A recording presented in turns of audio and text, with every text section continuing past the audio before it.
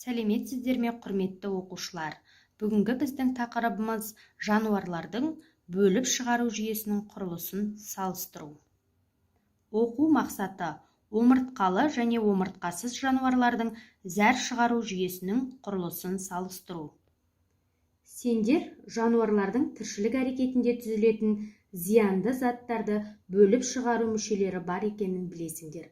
Бөлінді шығару жүйесі организмнің тіршілік әрекетінің нәтижесінде түзілетін сұйық зиянды қалдықтар шығарылады. Енді мына суретке зер саламыз.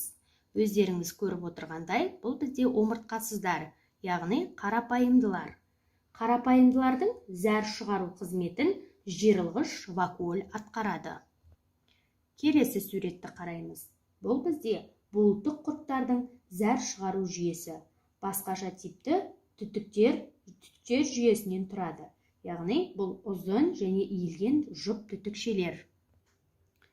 Біздің бұл суретімізде өрмекшінің суреті, яғни құрлықта тіршілік ететін жәндіктер мен өрмекшілердің зәр шығару жүйесі басқаша құрылған.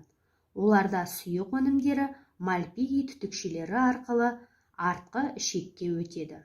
Онда су денеге қайта сіңіріледі. Сусызданған зәр заты анал тесігі арқылы сыртқа шығарылады.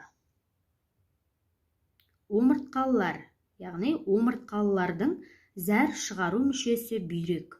Балықтардың бүйрегі ұзын таспа тәрізді, ал дене қуысының арқа жағында қабырға мен торсылдақ арасында орналасқан. Амфибияларда бұл балықтарға қарағанда шағын. Сүтқоректілерде олардың пішіні бұршақ тәрізді және сопақша. Сүтқоректілердің бүйрегінің жұмыс істеу үшін жоғарғы қан қысымы қажет, және оны тек артерия қамтамасыз етеді. Енді мына видеоға зер саламыз.